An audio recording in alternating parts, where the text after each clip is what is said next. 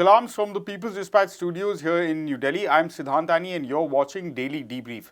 On the show today, we're talking about why tech workers are protesting against Google and Amazon's contracts with the Israeli government. We're talking about why there are protests in Japan against a US military base, and is tennis in line for a new generation of superheroes? To discuss all of these stories on Daily Debrief, we'll have with us People's Dispatch's Abdul and Anish, as well as senior sports journalist Sharda Ugra. For our first story, tech workers, particularly those associated with global giants Amazon and Google, have staged mass protests once again across 4 cities in the United States on the 11th of September. They are demanding that the two companies ditch Israeli government contracts that further the apartheid policies of the Israeli state.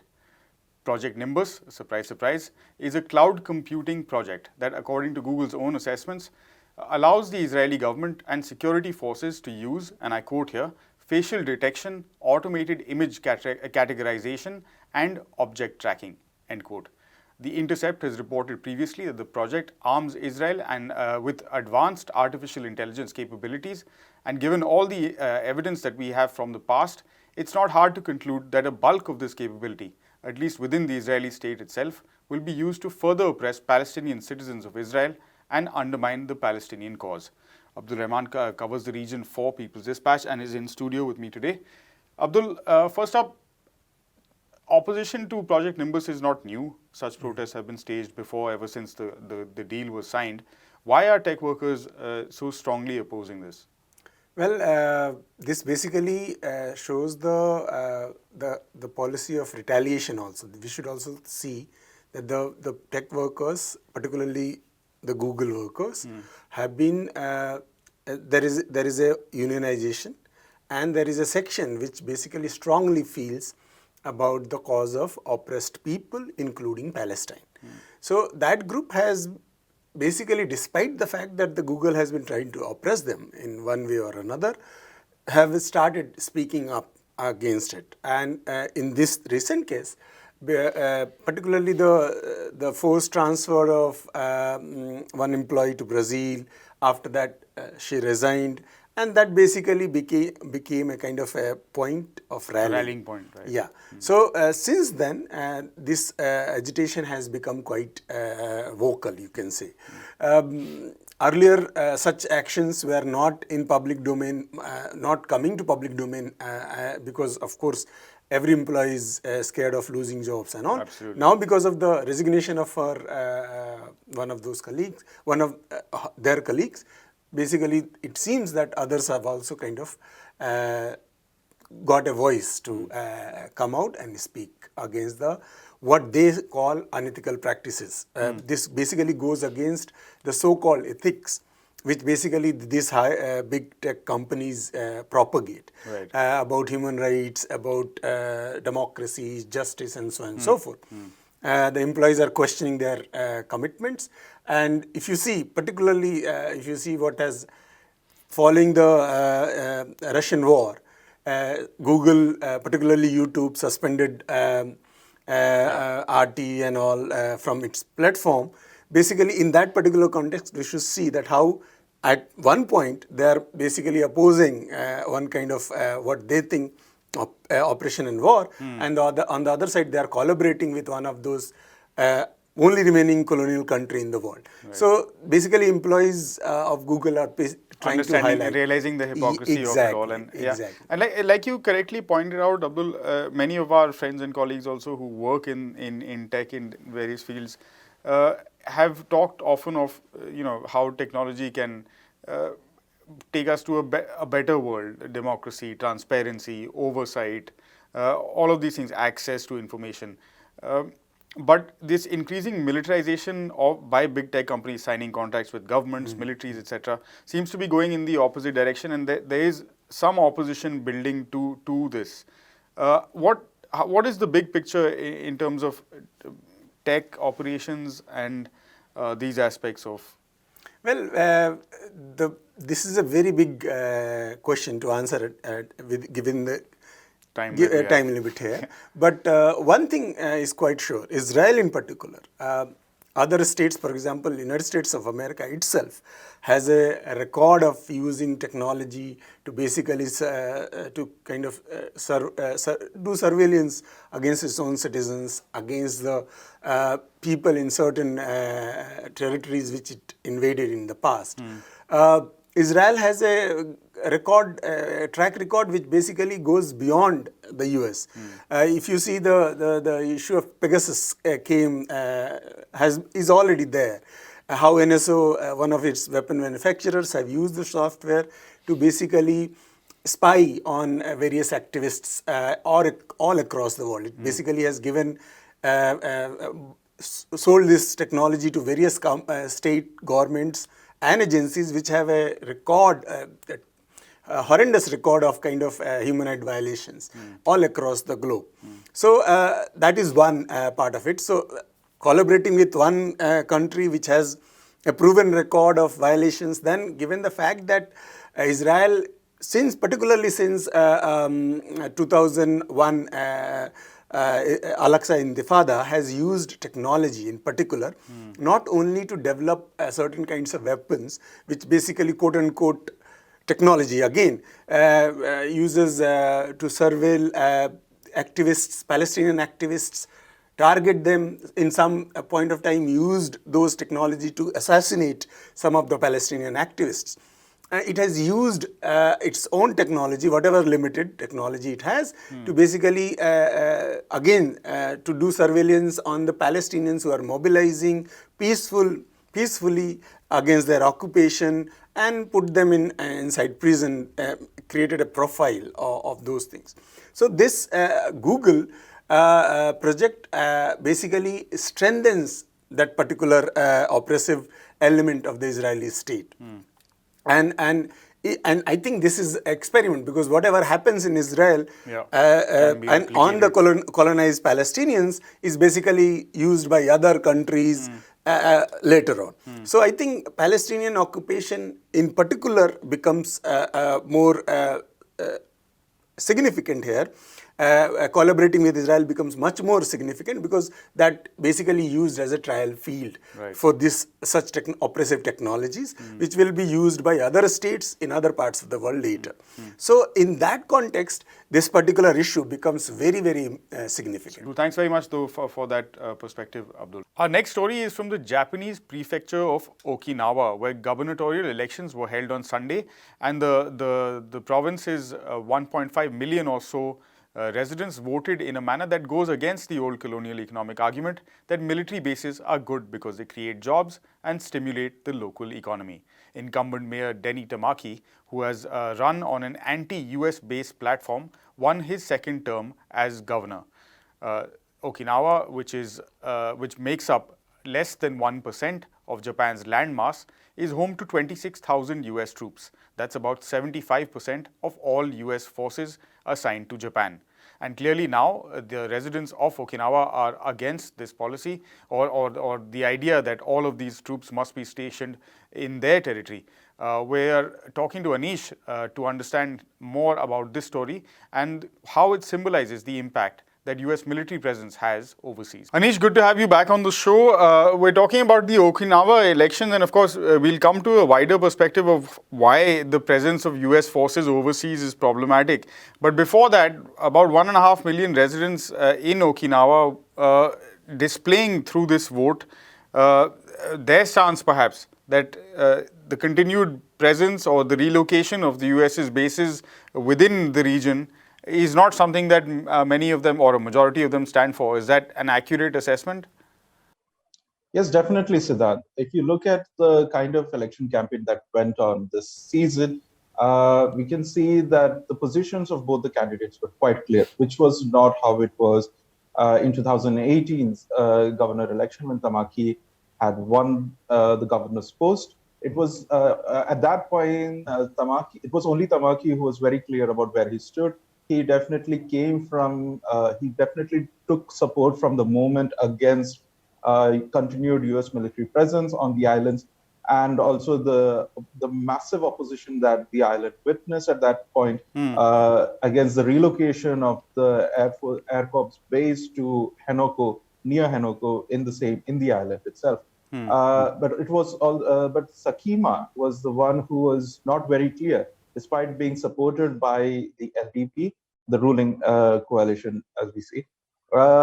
He was not very clear of, because definitely at that point the massive opposition that existed was something that prevented him from He taking had an to outright consider, decision. yeah. Exactly. Yeah. But in this election, he was quite clear of where he stood, was quite clear of, even he gave a timeline of finishing the project before the next general election as well. And so in such an instant, the question of not just the relocation of the bases, but also the continued presence of these bases became the center point of this issue. And the fact we still do not have the complete results as of now, but but all the reports are talking about how the results are going to be quite similar to what it was last year, showing that a majority of Okinawans do not really support and not just the relocation of the bases, but also the continuing presence, U.S. military presence on the islands. If you can quickly, for us, before we move on to the bigger picture, Anish, just summarize why exactly Okinawans are so opposed to these ideas. I mean, they definitely have a much bigger presence, or they host a bigger chunk of U.S. military in Japan. This is one of the largest concentration of U.S. military foreign bases in the world, and that is something that really needs to be considered. 70% of U.S. military base infrastructure is in Okinawa, even though it is barely around 1.5% of the nation's area, geographic area, and also population size. So they are definitely at the, they engage with the US military far more than any other Japanese. And so their opposition to it, and also obviously the history. We have to remember that they were not part of the Japanese territory because they were under US military control until 1972.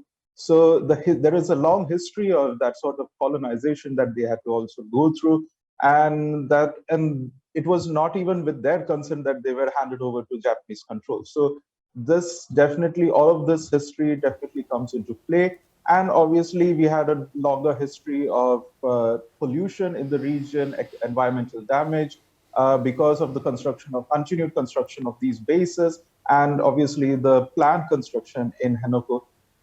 There's also crimes committed by US soldiers and troops in the region, which has often been the main, because often they get this kind of immunity from local Local prosecution. laws.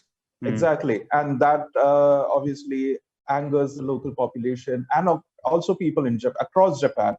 And this was also seen how in different polls how the Japanese have expressed their sympathies and or supported movements to relocate or bring down the military presence in Okinawa. And that is something that is at the heart of Japanese politics at some level, if you look at it, because of this presence, this kind of relationship that Japan continues to have. So to conclude, Anish, we'll get into sort of, you mentioned firstly that Sakima was backed by the ruling LDP, which is governing Japan as a nation. And you also talked about how these are wider issues in Japanese politics. Now, the rhetoric coming out of Japan of late has been increasingly militaristic and definitely very much pro-US. So how does this election fit in with that wider picture? Well, to begin with, the governor does have significant powers in deciding land use and a whole host of things that will affect the project, the expansion project or the relocation project. And that is definitely going to be an issue. This is also going to put brakes on the Japanese government's plans to expand U.S. military presence in Japan. Right. So obviously, this is going to have a bigger problem for the ruling LDP, which is trying to undermine the pacifist nature. It has done so under Abe several times. It has even passed laws that has actually included self-defense as even defending allies. And so that clearly makes a sort of like, it just kind of uh, undermines the spirit of Japanese pacifism that is enshrined in its constitution. And this definitely comes at a time when tensions with China, the tensions between US and China has been rising, and obviously Japan is one of the key players, key allies that the US has in the region, a very powerful military force. So if they are going to have difficulties in expanding their military bases in Japan, they're definitely going to have difficulties in any future plans. It may not put an entire full stop, obviously, but it is definitely going to make things difficult. And if the sentiments spread because the government pushes through such projects and such expansion, that is definitely going to be a bigger problem and a Pandora's box that they do not want to open right now. Right. Thanks very much, Anish, for an update on a story that I guess has a far wider impact than just Okinawan or Japanese politics. Thank you once again. And finally, 19-year-old Carlos Alcaraz is the men's tennis's new world number one after beating Casper Ruud in the finals of the US Open on Sunday at Flushing Meadows in New York. And the reason we're talking about it today is because Alcaraz's run has been quite special. He spent more time on court than any other player in the history of the US Open. He won 3 late-night 5-set matches, did everything possible on court, and then came back from a set behind to best a more experienced player known for his resilience, durability, his engine, as it were. And all of this at the age of just 19. So what we're wondering is whether sports commentators are getting carried away with the hyperbole out of desperation for a new hero in a discipline that's been, of course, dominated by the likes of Roger Federer, Rafael Nadal, and Novak Djokovic for about 2 decades now. Or is the hype real? I spoke earlier to sports writer Sharda Ugra. Sharda, thanks for taking the time every time we ask you, in fact, almost to come on Daily Debrief and give us a couple of doses of sport every week. Good to have you back again today. And we're talking about the US Open. We've, of course, covered tennis a little bit. And I don't know, maybe you will fault me for doing this, but I can't help bringing up Alcaraz in the context of Rafael Nadal, who was about 21, 22 maybe when he sort of tightened up his game and got over the issues with his serve and all of those things, and then looked like he might be great for the future. This boy is only 19. And he seems already the finished product. Is that how you saw it as well? Yeah, he's quite an extraordinary player, both in terms of the game that he has and sort of his approach. And he's had a breakout year on 2 surfaces, clay and hard, sort of Rafa-ish, but not quite Rafa. You watched him yesterday. I think there was great hope around the time of the French Open that he was going to do that big breakthrough performance in 2022 because he'd had, I think he'd won 3 or 4 titles before that. And he lost in the quarterfinal. And then it became this whole saga that, oh God, there's never going to be a new generation player that's going to break through. But he looks like he's the one, he's the finished article. He's been playing pro tennis from 2018. So you're looking at it and saying that's 4 years. But I think you should just say maybe since he was about 15, 16 or so, that's the time. And it looks like he's ready for it, But the one question that you always ask, suppose he runs up against Djokovic or runs up against Nadal in a final, what happens? I think what we are waiting for consistently, all tennis fans are waiting for, is to see a title snatched from one of the big 3. Like literally stop them at that point and say, okay, this is ours. Because this new generation hasn't been arriving, it's coming, going, one match here, there, then they just sort of gracefully and respectfully fold over. Tsitsipas was one example at one point. So let's see. I mean, you're just hoping that it'll be Alcaraz, but you would want to have another rival. He's beaten Ruud twice now in 2 finals, so you want him to be the Ruud Alcaraz rivalry to be nice. It's sort of cliched and European about the Scandinavians and the Spanish, but let's see how that goes. North and South Europe going at it. Also, perhaps, I don't know, we'll get maybe on some other platform we can talk about whether they have the personalities as well to fuel the kind of media and everything else that goes along with being, the key rivalry in any sport such as this. But we'll move on to the women's tournament, which concluded a little bit before the men's with Iga Swiatek world number one also, and winning a perfect Grand Slam sort of record in the year. So I think this generation, Sharda, has sort of also demonstrated that they have some indication of themselves and the other things that are in their lives apart from their sport.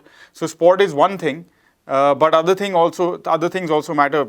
Naomi Osaka is an example of that, bringing some of these things to the fore. What did you make of the women's tournament, the draw as a whole, as well as 21-year-old Swiatek winning her third? Since this is a global program, you have to get the pronunciation right. It's Swiatek. Sorry. Yeah. Thanks for Yeah. that. Yeah. The pronunciation right. No, I'm just joking about it because you have to actually listen to her saying it herself to actually get all the inflections. I mean, she's a wonderful player. And she had a really good sort of run, 37 singles matches undefeated. She's lovely to watch because she's got a sort of an all-court game. She's very fast and she's very strong. And the great thing is that she's very respectful of the world that she lives in and of her privilege. We've seen how she's played with the Ukrainian flag on her cap, saying that, look, she's with them. She also understands what has happened to the Russian players and how it's really not their fault that they were chucked out of Wimbledon and all the rest of it. And so she seems a lovely kind of a champion. And we saw Serena's, what we think is her farewell or her evolution of evolving away from tennis, but we don't know.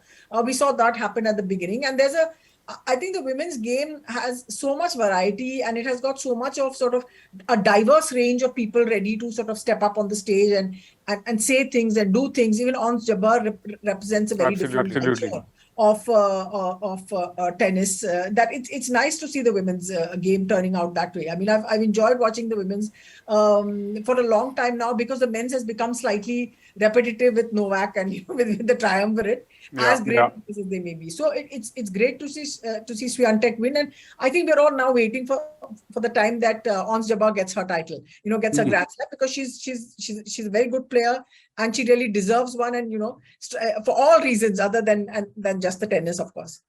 Absolutely. Thanks so much for that, Sharda, and we will catch you definitely very soon on Daily Debrief once again. That's all we have on this episode of Daily Debrief from Sharda, myself, and the entire team here at People's Dispatch. Thank you very much for watching. For more details on these stories and much, much more, as always, you can head over to our website, peoplesdispatch.org, and give us a follow on the social media platform of your choice. We'll be back again, same time, same place tomorrow. Until then, stay safe. Goodbye.